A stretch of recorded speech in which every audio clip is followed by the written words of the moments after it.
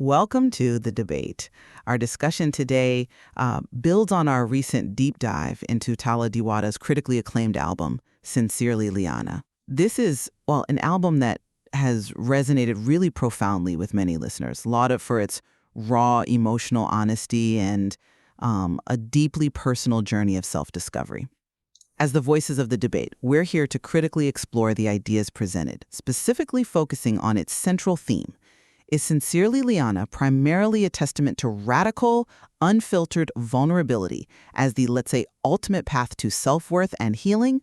Or is it maybe a more nuanced exploration of strategic self-preservation and the complex, often contradictory stages of healing? I'm going to argue that the album's power really lies in its bold, raw honesty, presenting vulnerability as a direct route to healing and self-accepted. And my perspective, approaches this from a slightly different angle. While the album undeniably showcases powerful vulnerability, that's clear.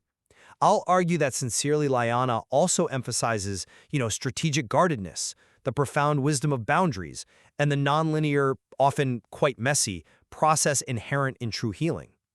It suggests a deliberate, often self-protective approach to emotional exposure, where truths are perhaps carefully processed internally before being revealed. Right.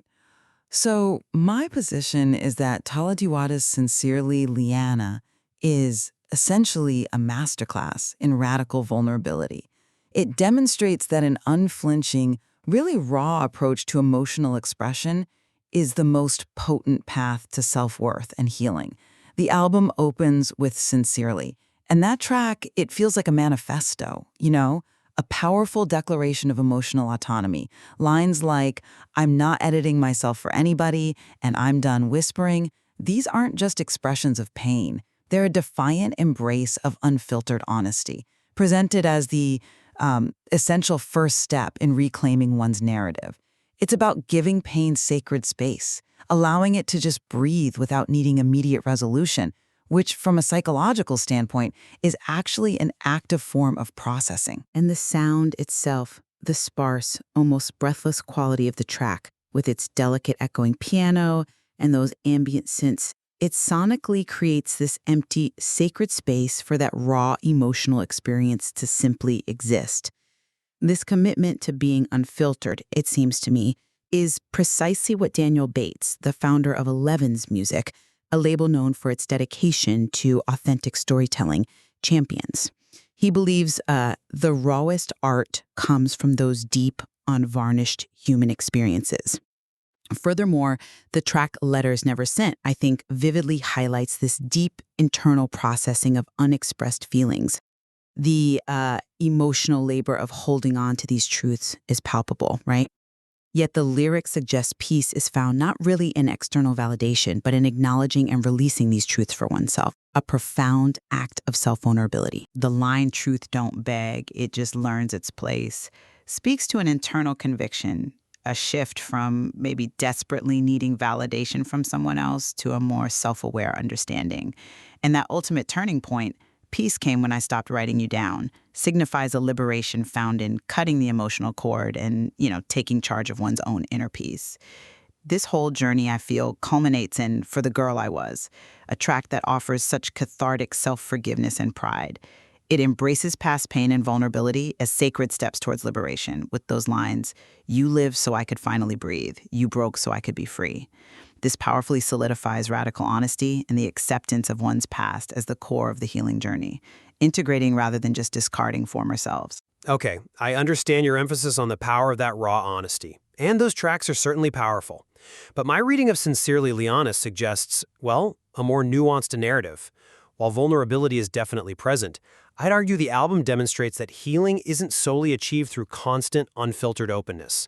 It also involves strategic self-preservation and navigating the complex, often contradictory stages of emotional processing. Consider No Attachments.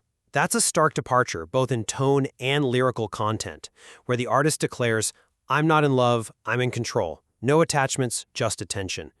Now, this track presents guardedness as a powerful, albeit perhaps temporary, coping mechanism against past hurt. Psychologically speaking, this isn't necessarily true emotional freedom, is it? It's more like a classic defense mechanism, often erected after significant betrayal or emotional injury.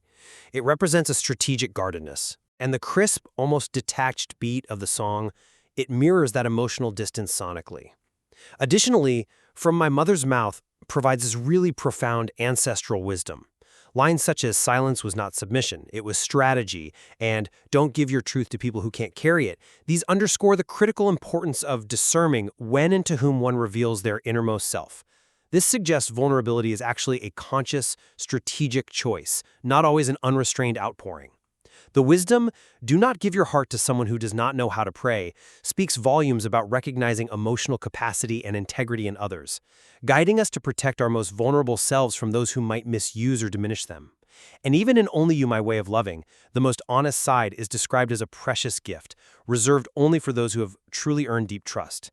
That indicates a selective and guarded approach to intimacy. About universal, radical vulnerability. It's about earned intimacy and careful protection of self, a profound act of self-care.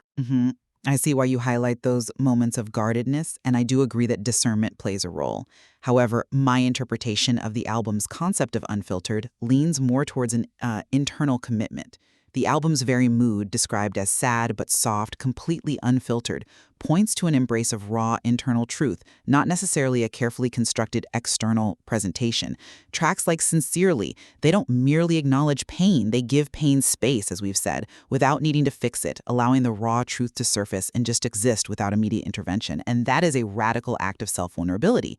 Daniel Bates's vision for Eleven's music, again, is built on this belief that real art comes from real experiences shown raw and true, which to me perfectly aligns with this idea of art emerging from internal truth, not censorship or, strategic withholding. This willingness to expose the unvarnished internal experience is precisely what makes the album so impactful and why it resonates so deeply with listeners craving that authenticity. It's about being unfiltered with oneself, which then maybe allows for genuine connection.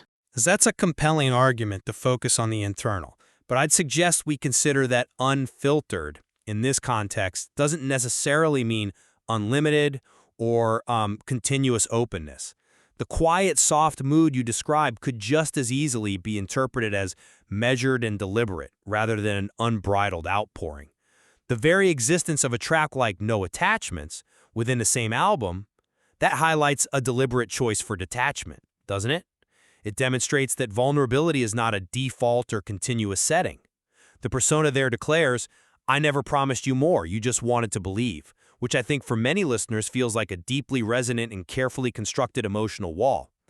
And the wisdom from My Mother's Mouth, it directly advises careful consideration of where one's truth is placed, with phrases like, don't give your truth to people who can't carry it. This strongly suggests a strategic approach to disclosure, a discerning choice of when and to whom you reveal yourself, rather than an unwavering, radical openness all the time. It feels more like wisdom and vulnerability, not its absence or unchecked expression. My concern with that interpretation, though, is that while No Attachments is certainly a significant moment, the, let's say, overarching narrative, especially in tracks like Sincerely and Letters Never Sent, it really is about the internal act of unburdening and finding peace, regardless of an external recipient. Even if No Attachments represents a temporary coping mechanism, a kind of survival mode as some might put it, the album's most profound moments of healing seem to come from the artist's internal decision to acknowledge and process her pain without reservation. The sad but soft mood, I still think, isn't about being guarded from others, but about being genuinely, quietly open with oneself, and, by extension, the listener. It feels like an invitation to deep internal understanding, allowing emotions to just breathe, as we discussed. This feels like a sensory experience of that radical self-acceptance that, again, Eleven's music seems to champion. I respectfully disagree that it's solely internal, especially when you bring in the wisdom imparted in From My Mother's Mouth. That track clearly introduces the external, the social dimension. It advises protection against those who can't handle one's truth. So this isn't just about internal processing, it's about the interaction of one's vulnerability with the world, which is, a crucial aspect of navigating relationships. The shift we see in No Attachments, I think it represents a conscious choice of self-preservation in response to external hurt, likely born from experiences like those hinted at in Must Be Loved But Not Enough, where she realizes love ain't supposed to leave you feeling like you're never found. It illustrates that healing isn't just a one-way street of always opening up. It's a dynamic process that includes erecting boundaries when necessary. It's a recognition of the need for self-protection just as much as self-expression, showing the duality of human emotion and the importance of safeguarding one's inner world. Okay, turning then to the path to healing itself. The album, I believe, powerfully illustrates a journey of self-acceptance that's achieved by fully engaging with difficult emotions. For the Girl I Was really serves as a culmination, showing that embracing the past, even its painful breaks and mistakes, ultimately leads to freedom. The lyrics, "You lived so I could finally breathe, you broke so I could be free," depict, I think, a fairly clear progression from past pain to present liberation through acceptance. This isn't about discarding the past, but honoring it as these sacred steps. Furthermore, the transformation of DLB's unfinished draft into If You Let Me, that also highlights healing through the acceptance of vulnerability and, importantly, unwavering presence. Tala's version, by offering this unconditional presence and love, transforms that raw vulnerability into a potent message of hope. It demonstrates a movement towards understanding and support, leading to a profound shift in the emotional landscape. This is just a direction, a kind of forward momentum towards integration. Yeah, I acknowledge the powerful arc towards acceptance you describe. That's definitely there. But I find that the album more accurately portrays healing as a complex, non-linear process, full of what she calls duality and messiness. The simultaneous presence of deep longing in Red Light Love, where she sings, one last lie, make it taste like trust, acknowledging that visceral, almost magnetic pull of leftover desire, and then the stark guardedness of no attachments. That reflects the moments of regression, or maybe just the non-linear, messy cycles that are such an undeniable part of any real healing journey. Healing, as it's presented in Sincerely Lianna, feels like a dynamic dance, not really a linear climb. Tightrope explicitly uses that metaphor of a daily struggle, a constant recalibration, acknowledging stumbles and the non-smooth reality of healing. The line, balance ain't pretty, balancing clean, directly counters the idea of a straightforward path, doesn't it? This suggests that vulnerability is a crucial component, yes, but not the sole or consistently applied mechanism of recovery. Self-protection and boundary setting seem equally vital and part of this messy, cyclical process. Where I might diverge from that idea, though, is that even within the messiness you rightly describe, the album consistently seems to guide the listener towards a resolution that involves confronting and accepting rather than perpetually guarding. Red Light Love might show longing, yes, but the ultimate arc of the album, ending with For the Girl I Was, is about transcending that longing through profound self-acceptance, offering cathartic self-forgiveness and pride. The stumbles on the tightrope, I don't see them as returning to a state of permanent guardedness. I see them as representing the effort of maintaining a vulnerable balance while still moving forward, trying to stay upright. It's about finding grace in the struggle, learning to live with the pain, not necessarily erasing it. The journey's linearity for me lies in the consistent direction towards integrating past pain through vulnerability, which leads to that sense of ultimate freedom. I still find that conclusion difficult to reconcile with the album's full scope. The very existence of these contrasting tracks right next to each other, within the same work, isn't just about stumbles on a linear path in my view. It's a demonstration that progress isn't always a steady incline. The album shows the tightrope as a daily struggle, an ongoing act of recalibration, which strongly implies a constant non-linear adjustment. It acknowledges that even when you've made progress, there will be stumbles. The capacity for deep longing and strategic guardedness to exist concurrently in the artist's emotional landscape seems to directly contradict a simple, linear progression based solely on vulnerability. True healing, as depicted here, feels like it's about embracing these dualities, not just overcoming them in a straight line. It's about finding strength in the very messiness and contradiction of human emotion, and understanding that self-protection can be a necessary, perhaps temporary, shield survival mode that is actually integral to the healing cycle itself. Okay, let's consider the role of external versus internal validation and protection then. Tala Diwata's work, I feel, consistently emphasizes the importance of asserting internal truths regardless of external reception, seeing that as a pathway to self-worth. In Letters Never Sent, finding peace by stopping the act of writing for external acknowledgement that shifts the focus entirely to internal processing. Peace came when I stopped writing you down is such a powerful act of self-care, reclaiming the narrative from the other person and realizing that maybe those words were never really for them anyway. They were for you. And the realization in must be love but not enough, that love ain't supposed to leave you feeling like you're never found, speaks to an internal recalibration of self-worth that transcends external validation.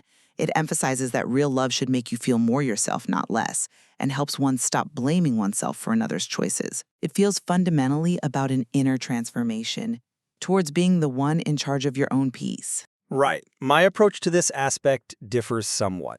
While that internal recalibration is absolutely crucial, I think the album equally highlights the necessity of protecting that internal peace from external harm.